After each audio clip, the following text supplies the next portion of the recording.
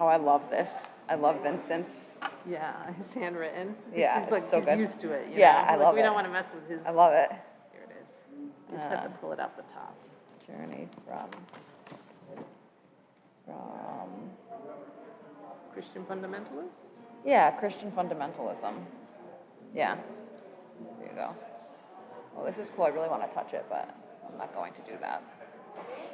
Oh, hi, Donna. Moss. Moss. No, dude.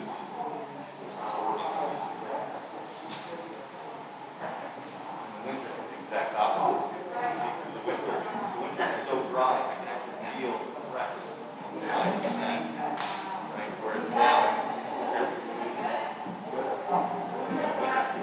It's stuck to the metal.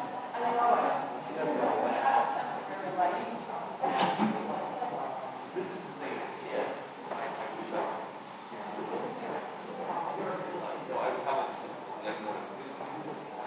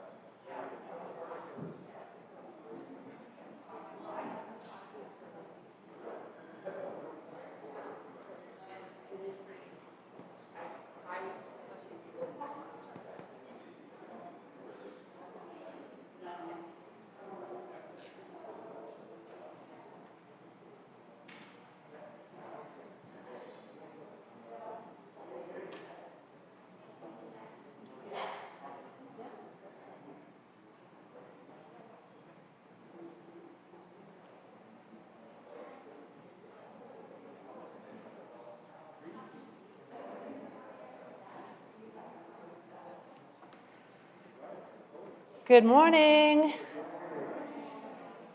and welcome to the First Unitarian Church of Providence, where we love beyond belief.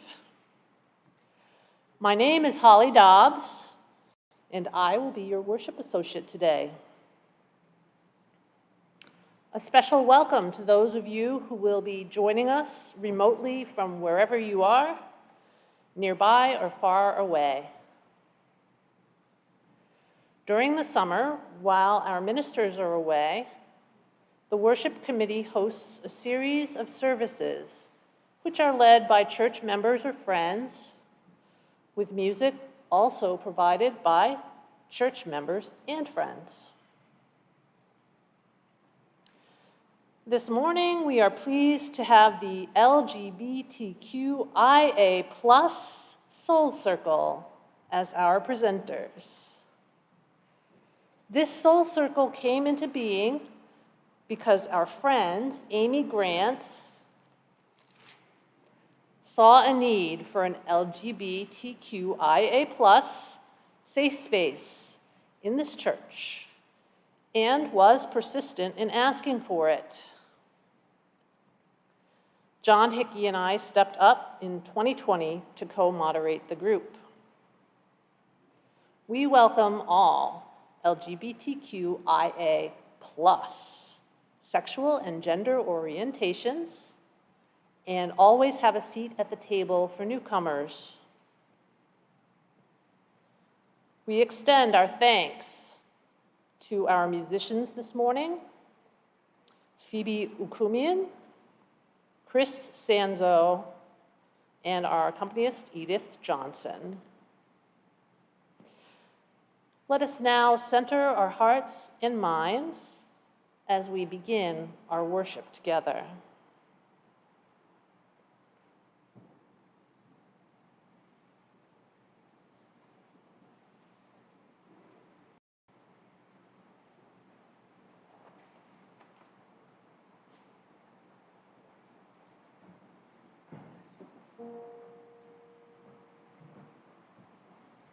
Oh, when a difficult day goes by, keeping it together is hard, but that's why you've got to try, you've got to try.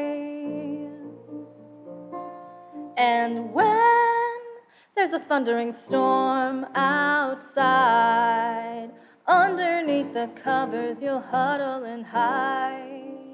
Open your eyes, open your eyes. It's the true, it's the true, it's the true kind of love. It's the true, it's the true, it's the true kind of love. Stuck in the middle of fear and shame, everybody's looking for someone to blame. Like it's a game, like it's a game.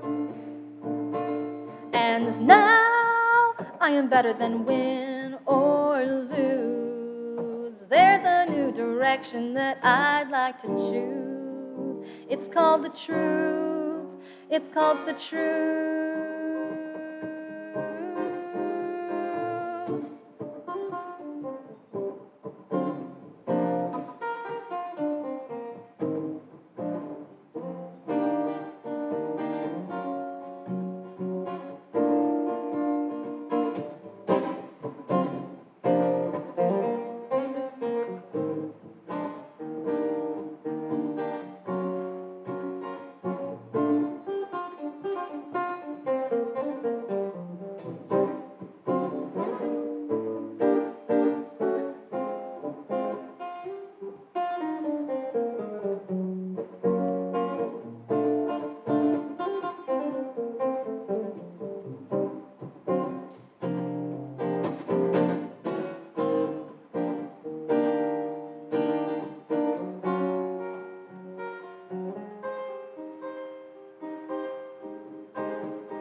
Hey there, show me that solvable problem. We can get through this, I'll do the hardest part with you. It's the true, it's the true, it's the true kind of love. It's the true, it's the true, it's the true kind of love. It's the true, it's the true, it's the true kind of love. It's the true, it's the true, it's the true kind of love.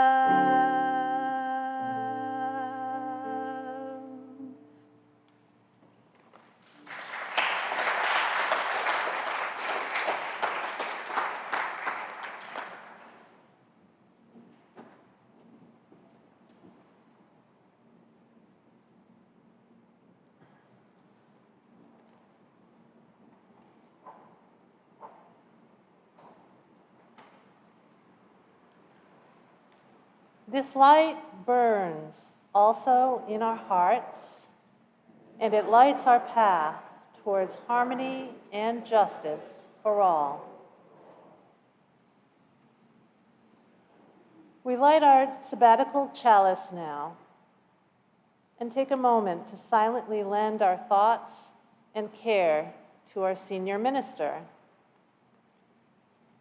Reverend Liz, while she is away for reflection and renewal. Know that she too kindles her own chalice each Sunday morning and takes a moment to send her thoughts and care here to all of us. May this sabbatical be fruitful for us all, and may our reunion be a joyful fulfillment. Now is the time to greet each other. I don't have the spiel, so let's greet each other. Yay, welcome. Good to see all y'all.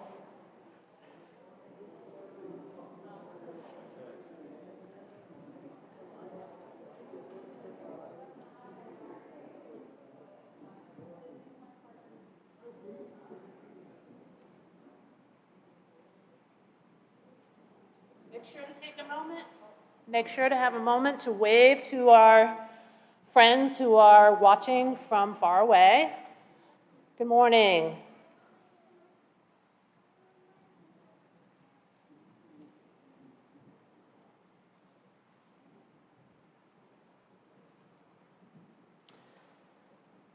And now please join me in the reading of the church covenants. We, the members of the First Unitarian Church of Providence, with respect for the worth and dignity of each person, with wonder at the light we know by many names, and with gratitude for a deep connection to each other and to the larger web of existence, covenant to walk together in our search for truth, seeking the paths of wisdom, compassion, and justice.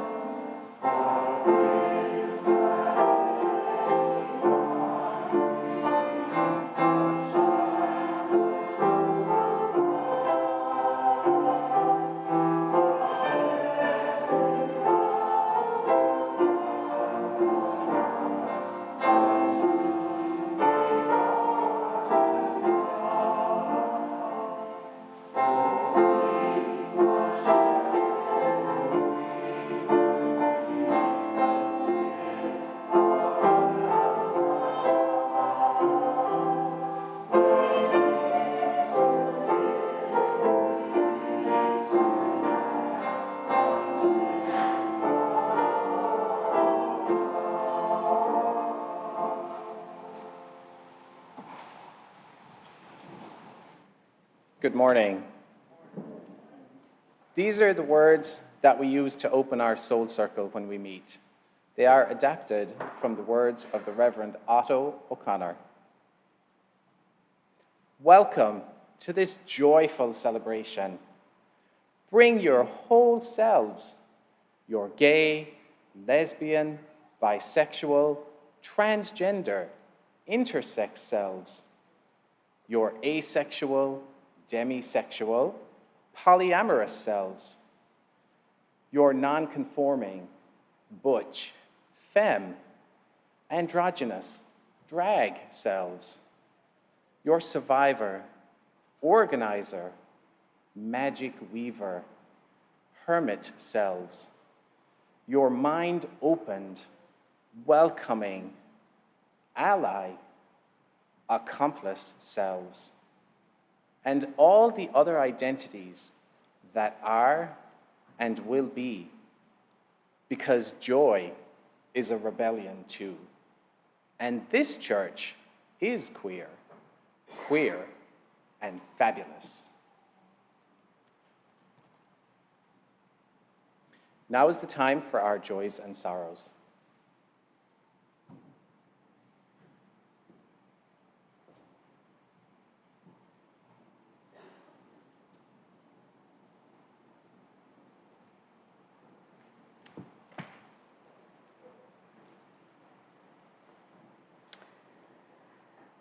A joy to climb the rainbow steps and enter the meeting house today. A candle of gratitude for my friend, Mary Frappier, who loves me unconditionally and is a constant support. Some of these gifts are delivered when she bosses me around. I am learning to maneuver around this, and I remind myself of the source and intention. I am joyful to be with my friends and to show up for my community as a proud bi woman.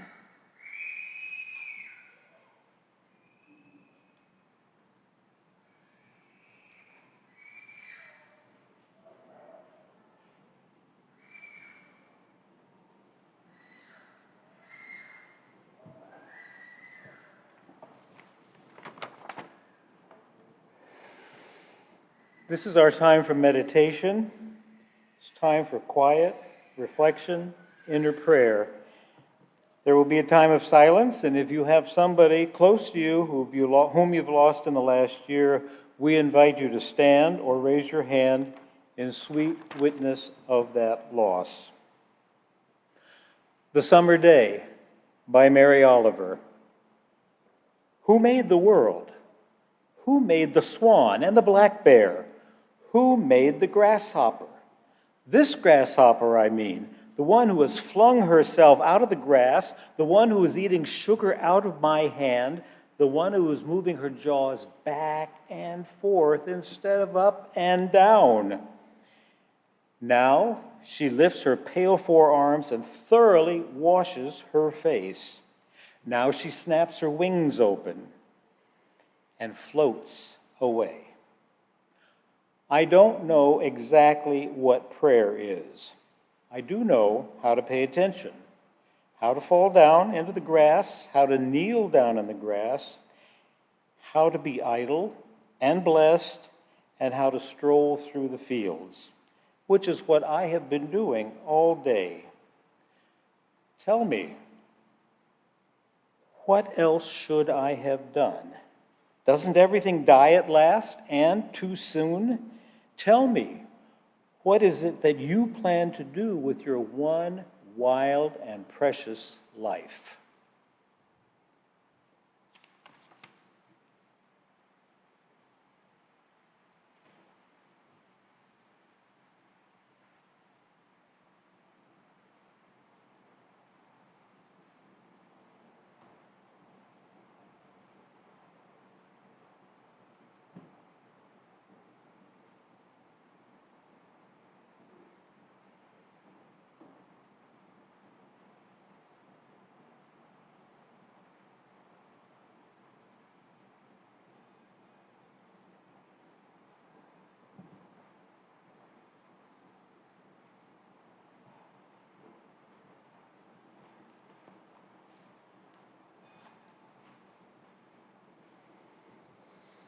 Good morning. My name is Vincent. I've been coming to this church for about a year, and I'm a member of the LGBTQIA+ Soul Circle. This morning, I'll be talking about safe spaces. I want to start with a story of when I was just beginning to come out back in college. It hadn't been such an easy road for me. I'd grown up in some pretty regressive environments where I learned that being gay was a sin, and perhaps the worst one. I struggled with a lot of self-hatred, depression, and even suicidal thinking in high school. At last, coming to college, I was getting some much-needed distance from all of that, And with the help of a course that discussed social identities and a warm, open-minded group of friends, I had started to accept and love myself. Which brought me to this particular night, in this particular moment, where I first sought out a queer safe space, or as I would have thought of it then, just a queer student group. I'm standing across from the entrance to the lounge room in the basement of the UMass Student Union, nervous what will happen next. Nervous how I'll feel surrounded by other LGBT students. Will I be repulsed? Will I feel even worse about being part of this category of people? Will anyone even talk to me? Will I be anxious, uncomfortable, alien? I settle myself and nervously move toward the entrance. I peek in, and I see a couple lesbian women playing air hockey. There's a really cute couple of gay men flirting, playing pool. And just a few feet from me, there's a young redheaded woman with a lip ring and a stout smiley guy who look at me and beam. After being given a warm introduction, I meet several other people and play some games, but for the next hour, I mostly just revel and wonder at this group of queer students, many laughing, all having a great time, not this monolith of stereotypes of weak, corrupt, miserable people that I've been led to believe, but seemingly well-adjusted, joyous people. For the first time, I really felt that everything was going to be okay. So that's my short story of the first time I found queer community. And from there, for the next few minutes today, I'd like to talk practically about why LGBT plus communities, why these safe, autonomous spaces are so important to queer people. To define terms first, when I say safe spaces, I mean, as one dictionary defines, places that provide a physically and emotionally safe environment for a person or group of people, especially where they can freely express themselves without fear of prejudice and negative judgment. The first benefit I see of these spaces, as mentioned in the description for this service, is that queer spaces provide refuge from stereotypes, from unwittingly levied slights from straight cisgender people. They provide refuge from any feelings of responsibilities to represent all queer people, to dispel stereotypes, or to educate the broader community, and refuge from the rarer but still very real possibilities of outright prejudice or even violence. The second benefit is belonging. Being for perhaps the first time surrounded by people like you, who share traits that outside are unspokenly frowned upon, but here can be fully celebrated. This deep feeling of belonging can grow, as it did for me, into strength and pride in being part of such a beautiful, diverse fabric of queer people. This belonging can also play a part in helping to heal any internalized homophobia and shame. The third benefit I'd like to enumerate is discovery, seeing parts of oneself reflected in others and having the freedom in that safe environment to experiment and find what's really you. To illustrate this, I'd like to share a quote from Alexander Leon, a writer and campaigner for LGBT rights. He said, "Queer people don't get to grow up as ourselves. We grow up playing a version of ourselves that sacrifices authenticity to minimize humiliation and prejudice. A massive task of our adult lives is to unpick which parts of ourselves are truly us and which parts we've created to protect us." In this quote, he doesn't go on to say exactly how we do this unpicking, but I and many others have found that queer spaces are incredibly helpful, even essential, to rediscover parts of ourselves that we've suppressed and to shed off the parts of ourselves that aren't really us at all. The fourth and final benefit I would like to name, among many others that I could name, is support. helping and being helped by other queer folks in ways that only we can really help one another.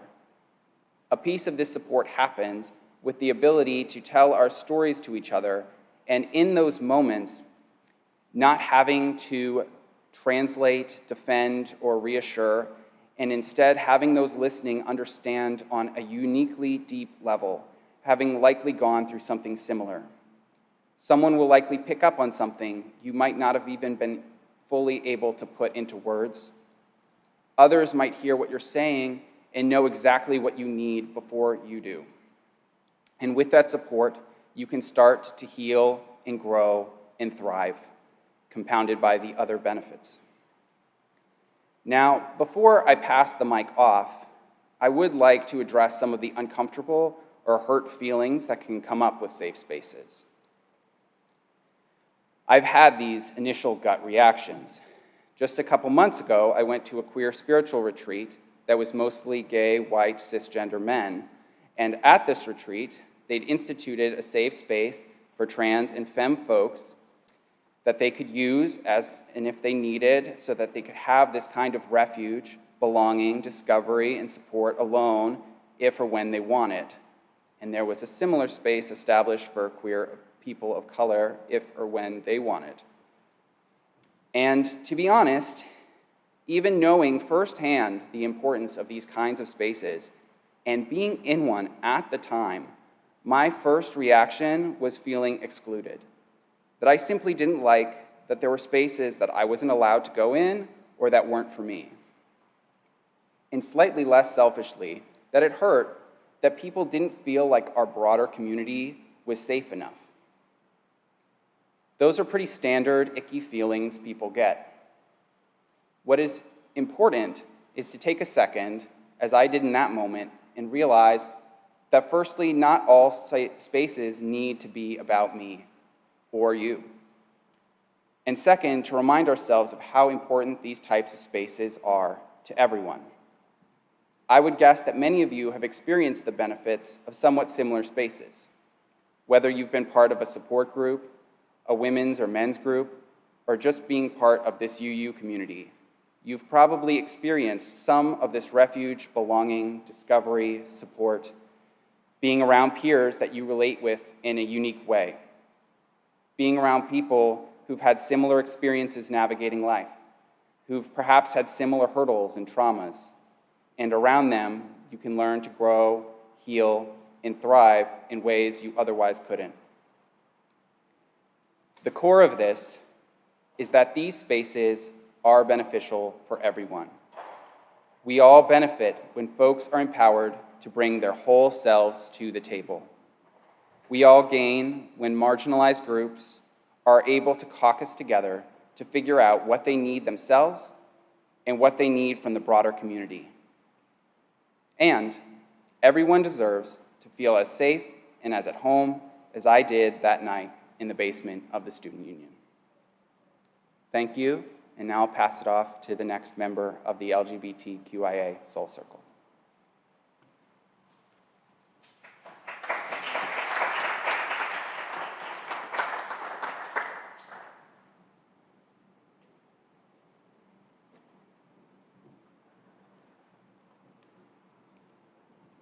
Our beloved member Sam Cole shared these words.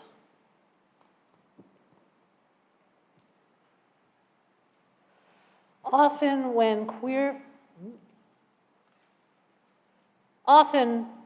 when queer folks are asked about our lives, the first thing that we will tell you is that we are first and foremost people. People are all designed to build attachments. It is what gives our lives, all of our lives, purpose and meaning. This neurobiological wiring is what makes neighbors into friends, classrooms into social environments, and families into whole units. But being gay or bi or trans can be a barrier to connection because so much of the world assumes that these qualities make us less normal and therefore less human. Throughout the world, queers find themselves in spaces that run the gamut from subtly unfriendly to downright lethal. Knowing that any given space could be hostile makes a person aware that some portion of one's identity needs to be held in abeyance, at least for a while, until the situation can be assessed. Moving through the world in this way is exhausting. Queer safe space allows us to put our exhaustion down for a while and just be real people talking to other real people. When we sat down in the Haynes room to think about this service as a group, I found myself musing that this group allowed for connection among people who share one aspect of our lives that is not honored in other places. We all understand that having an ecosystem that privileges queer identity creates the right conditions for us to emerge from a cocoon as more fully authentic and fully realized people. As Unitarians, our faith assumes that we are always traveling along a path that results in more complete individuals, and so this soul circle does for our group. We all agreed in our soul circle that we feel quite close to each other and that it happened incredibly quickly. Some of us expressed surprise that we were able to forge bonds of friendship and caring, even though we are all quite different in many other aspects of our lives. But I think that the connections we built so fast were a result of if you build it, they will come mentality. The soul circle meetings provide the physical and temporal space to hold the scaffolding, but we built the rest of the attachments ourselves. We are just like queer people in many other places and like people, all people, everywhere, making lives that are connected and meaningful.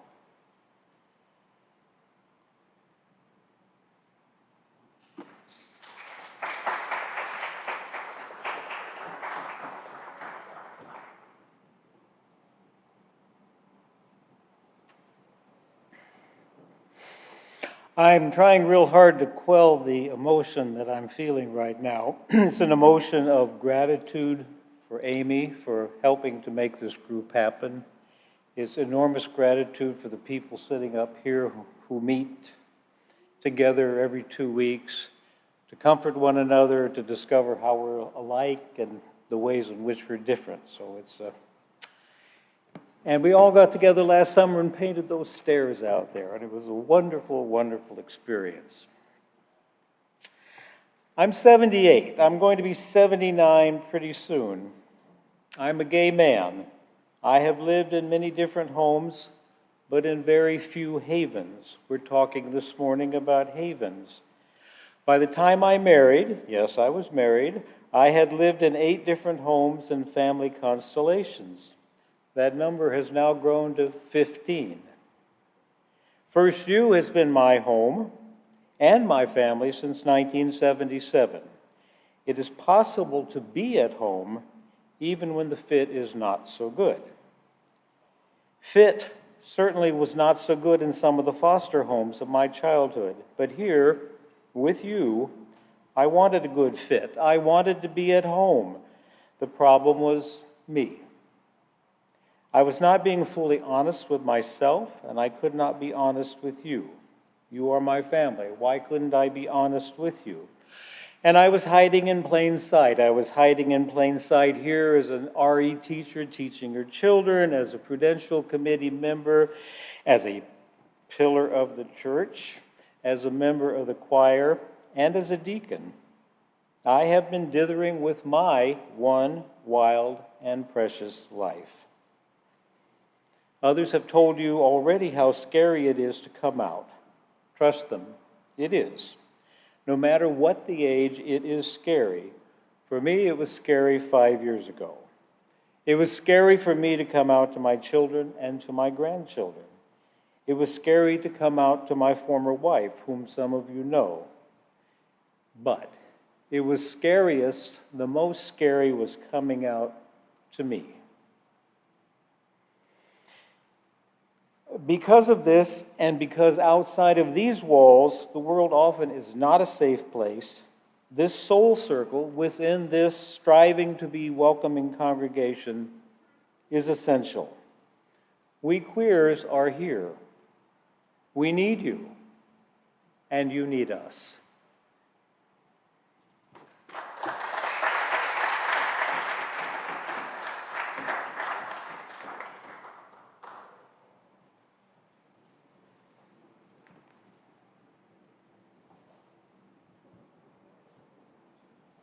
I have the privilege of reading the words by our beloved Amy Grant. On the first night of the LGBTQIA group, I cried. I was sure I didn't make a good impression. I only knew one other person in the group. I can't remember what it is we were talking about, but I had a story that I wanted to share with the group. I had never told this story before. I was crying for 2 reasons. First, I was so happy that I was in a group of people that I was comfortable to share the story. And second, I was sad. I was sad that I had been holding this story for 38 years. I was overwhelmed with emotion. I pulled it together so I could stay in the Zoom meeting, but I didn't tell my story. I received supportive emails from the group leaders that night. I knew I was in the right place with the right people. I came out 7 years ago. I didn't have any gay friends. I am a fantastic introvert. Making new friends is not something that I'm good at. I've been attending First Unitarian for 4 or 5 years. I suspected that there were other gay people who identified as LGBTQIA at First U, but I didn't know who they were. Nobody wears a shirt that says, "I'm gay too." Members of First U's LGBTQIA Soul Circle became instant friends. The level of trust among my circle friends that have for each other is amazing. The level of trust that I have in my friends is amazing. It's remarkable to me that I showed my vulnerability on that first night. We share happy things, sad things, information, compassion, kindness, and ideas. The most important part of our group is that we exist. We are there for each other. Thank you to my Soul Circle friends for being themselves and allowing me to be me. And thank you, all of you, for listening to our stories today.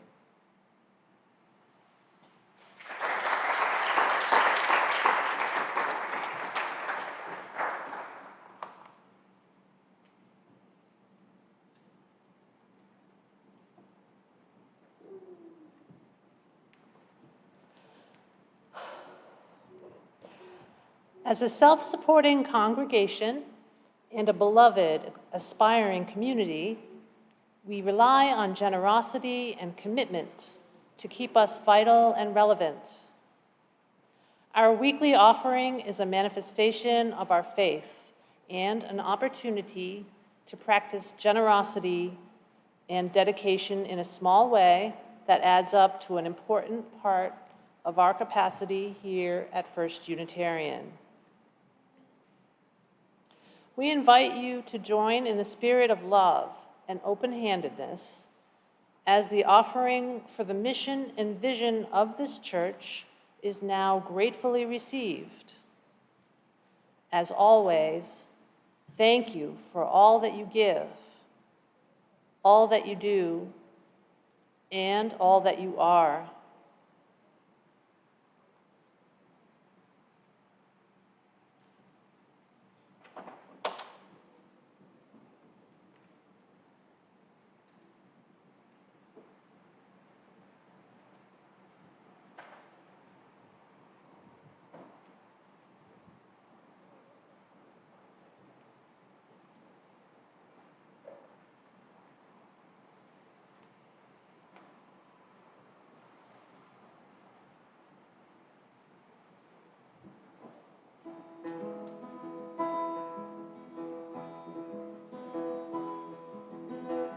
Tell me your story and I'll tell you mine. I'm all ears, take your time, we've got all night.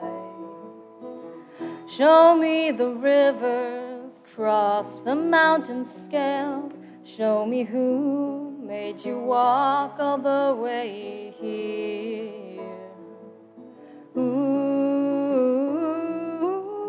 settle down, put your bags down. Ooh, you're all right now. We don't need to be related to relate. We don't need to share genes or a surname.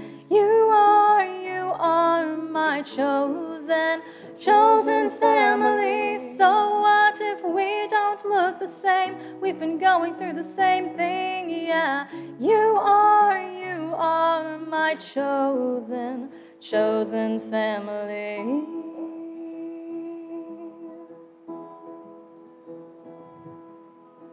Hand me a pen and I'll rewrite the pain. When you're ready, we'll work it out together. Open a bottle, it's time to celebrate who you were, who you are. We're one and the same, yeah, yeah. We don't need to be related to relate. We don't need to share genes or a surname. You are my chosen family. So what if we don't look the same? We've been going through the same thing, yeah. You are my chosen family. I chose you, you chose me. I chose chosen family. I chose you, you chose me. We're all right now.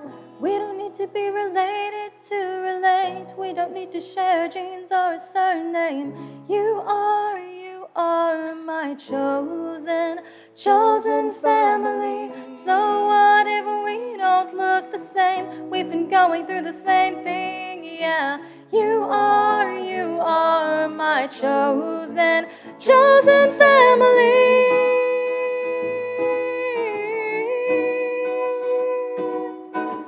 You are my chosen family. We don't need to be related to relate. We don't need to share genes or a surname. My chosen family.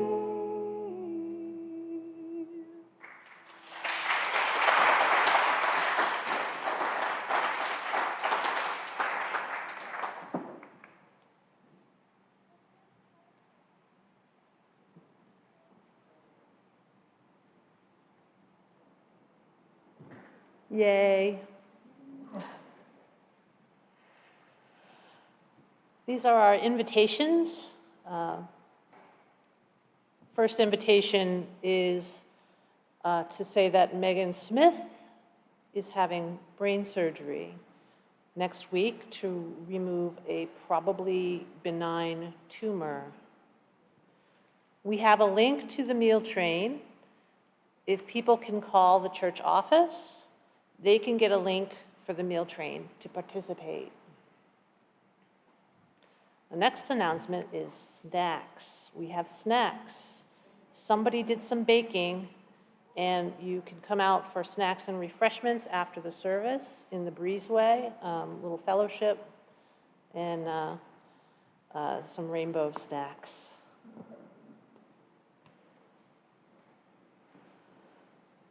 Our services next Sunday will be led by Svetlana Gorataya, who read our Joys and Sorrows. She's over there. She's cute. We will hear Svetlana's story of her identity journey from Christian fundamentalism to Unitarian universalism, from mental distress to wholeness, and to embracing her multifaceted identity. Svetlana Gorataya is a Slavic American woman and religious and spiritual seeker. By day, she is a clinical social worker and therapist, and by night, she is a guinea pig mom, and enthusiastic dancer, yogi, and artist. We look forward to seeing you then. Be sure to check the First U Times, our weekly newsletter that is the single source for news, events, and everything that is happening at First Unitarian. First U Times is sent by email to all members, friends, and others who sign up. You can access it and sign up through our church website or fill out a guest registry at the welcome table in the meeting house.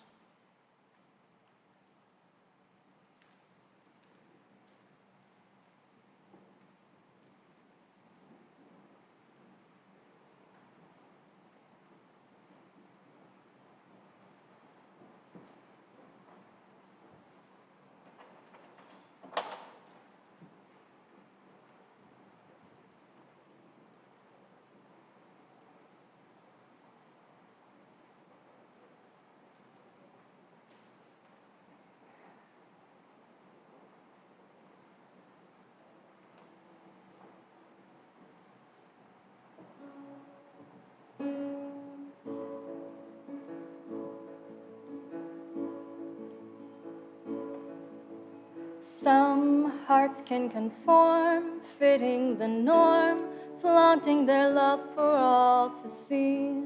I tried to change, thinking how easy life could be. I just kept on failing, I guess that was a sign that there wasn't much hope for this unruly heart of mine.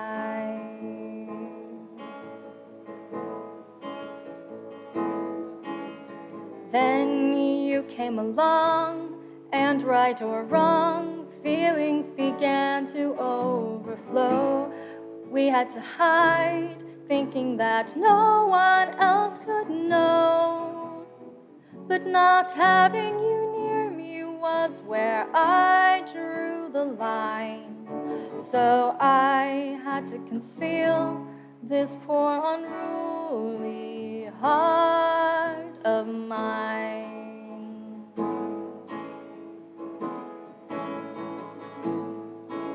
And though I don't know how or when, but somehow I learned to see, no matter what the world might say, this heart is the best part of me. So fears all in the past, fading so fast, I won't stay hidden anymore. I'm who I am, and I think that's worth fighting for. And nobody out there ever gets to define the life I'm meant to lead with this unruly heart of mine.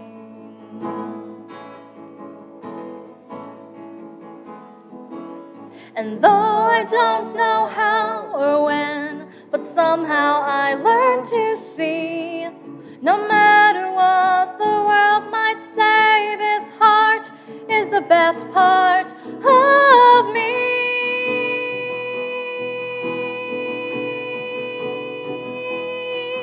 So fear's all in the past, fading so fast, I won't stay hidden anymore. I'm who I am, and I think that's worth fighting for. And nobody out there ever gets to define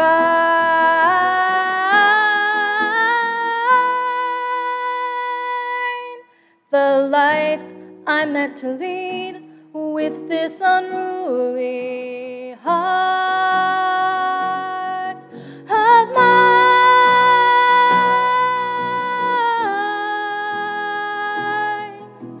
Mine.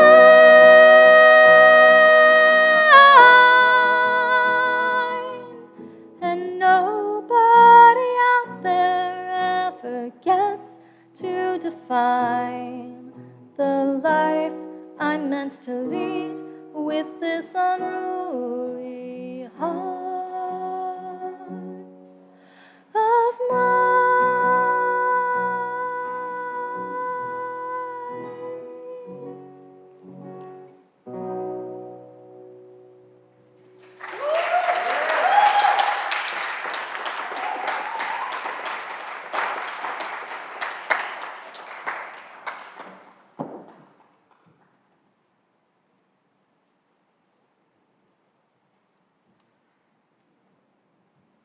Yay, yay.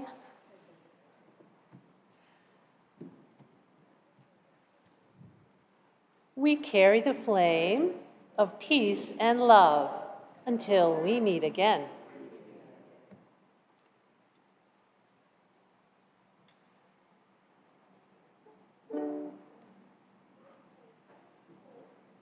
I don't need you to respect me, I respect me. I don't need you to love me, I love me. But I want you to know you could know me if you change your mind. If you change your mind. If you change your mind. Change your mind.